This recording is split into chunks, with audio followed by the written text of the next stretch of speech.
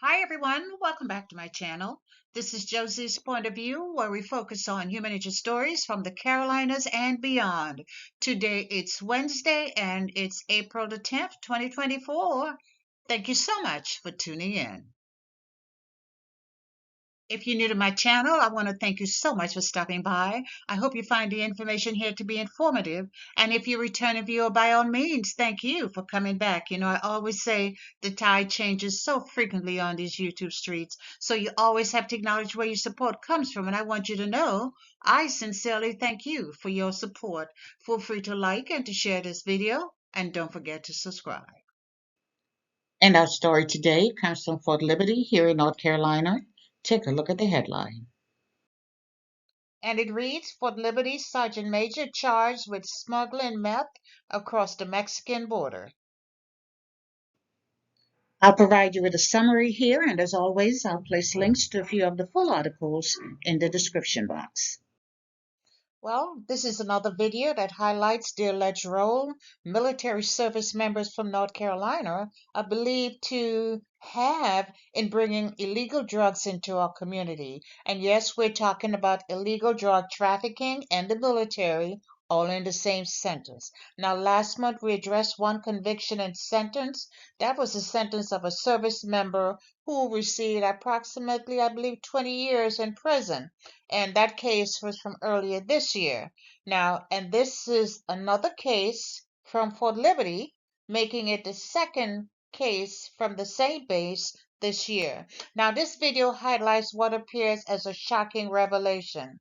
You see, it does not appear that it's the young soldiers or the new recruits who are involved in these types of illegal drug trafficking activities.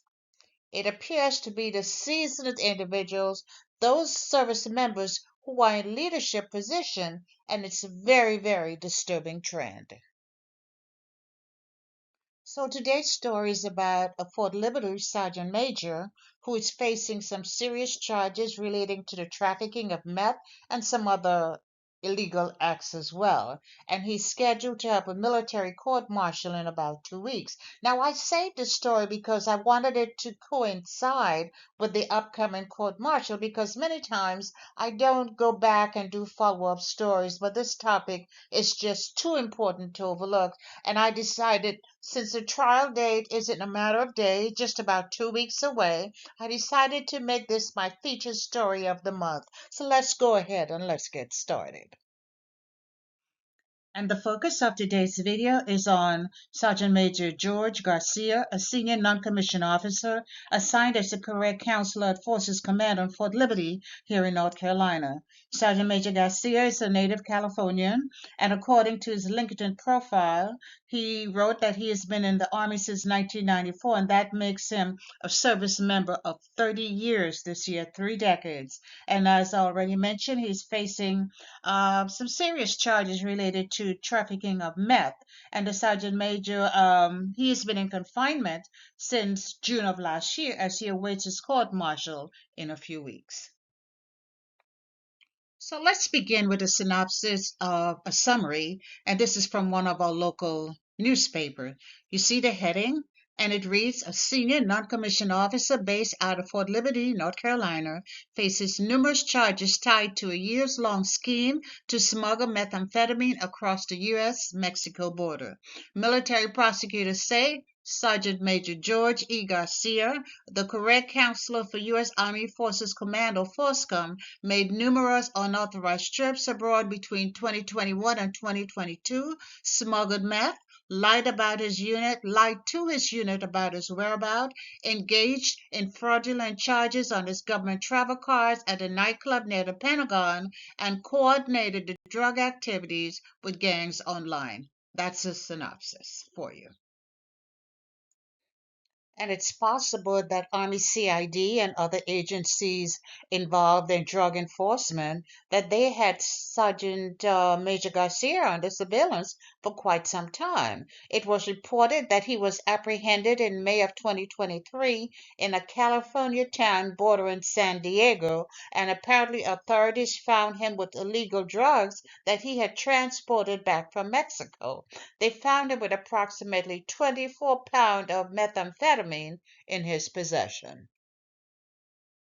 Court records also show that he traveled aboard at least 5 times during 2021 and 2023 and lied about it. Now, this is the period that he had been here at Fort Liberty. We don't know what happened before, but during this time that he's been here at Fort Liberty, 5 instances where he traveled unauthorized travel, and at least in one of those travel, he did go to Tijuana. They say the trip included cyber-related activities in support of a criminal gang by promoting such activities despite knowing their purpose. So essentially, they were saying he had gang affiliation and he was promoting the activities of gang, or he was working with the gangs. It was also reported that the sergeant major used his government issued credit card at a nightclub, specifically a strip club in Virginia, and he had a charge of $241.89. Now, I'm shaking my head in disbelief because this is who in their right mind does something like this? This is the type of stuff that he would court martial a subordinate service member for. He would go hard on them because the rules are clear, and that's why they make you take these classes. You have these orientation classes before you're even issued a credit card because the rules are clear. It specifically tells you what you can or cannot do. And I think we might probably would be a little more sympathetic if he used the card to purchase food or something of that nature, but to spend almost $250 at a strip club, I think that's why you have the outrage. Now, this is what I think probably happened. He probably was at the strip club, and when he tried to pay his bill and he looked in his credit card, he either did not have one of his regular credit card or his credit card was declined. He had no choice then because he had to pay his bill. And I'm sure he paid the money back, but that's not the case. It's the fact that he used it, and that's what's causing him so much grief right now.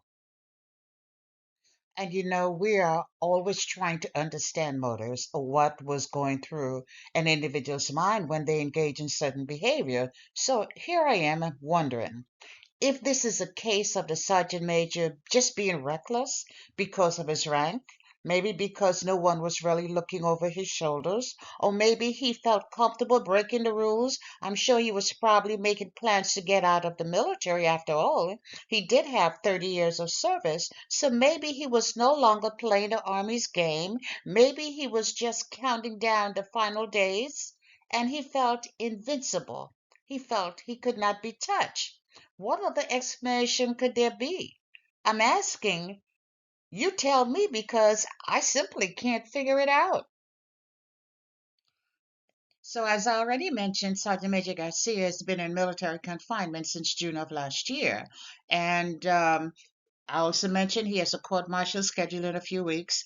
I did research the docket and I discovered that he did have his arraignment on January the 25th, and this is where he was officially charged. Here are the offenses: Article 112 Alpha, two charges; Article 107, 2 charges; Article 92, 6 charges; and Article 121 Alpha. Now, let me go ahead and break that down for non military folks. And this is from another source. It says he was arraigned last month on 2 counts of wrongful use/possession of a controlled substance, 1 count of making a false official statement, 6 counts of failure to obey an order, and 1 count of fraudulent use of a debit or credit card. Now, I included these 2 slides because it came from the Army Times and it breaks down the charges a little bit more. And the Army Times did give credit to the Fayetteville Observer because it said the Fayetteville Observer obtained the charge sheet. And let's review quickly what it said. It identifies the fact that his pretrial confinement began on June the 8th, and he's accused of importing with intent to distribute 11 grams of methamphetamine into the U.S., charging $241.89 in unauthorized purchase on his government-issued credit card. He did that at a strip joint in Arlington, Virginia. Failing to report failing to obtain approval to travel outside the U.S. multiple times between August 2021 and May of 2023, violating Army regulations by promoting activities online in April of 2022 at or near Tijuana, Mexico, that supported a criminal gang with the knowledge that such activities involved an extremist cause, and making false statement about his destination for military leave in March and June of 2022, and he wasn't present for duty at Fort Liberty between several dates in September of 2022. And here's the information that's currently available about his upcoming court-martial. As we know, everything is subject to change, but as of today, this is the information that's currently posted. It lists the offenses. It says the date and time, 23 April 2024. It's scheduled to begin at 9 o'clock. And I was a little bit confused because I only saw one day listed, and I went through the 60 days. And the only day that's scheduled for trial was on April the 23rd. Now, and in fact, there were only two dates associated with him. The January date, which was for his arraignment, and then the trial date is 23 April 2024, scheduled to begin at 9 o'clock at Fort Liberty Courthouse, courtroom room number 1. And if my schedule permits, I plan to be sitting in on that case, and I'll bring you information firsthand because I'll be there to witness it myself.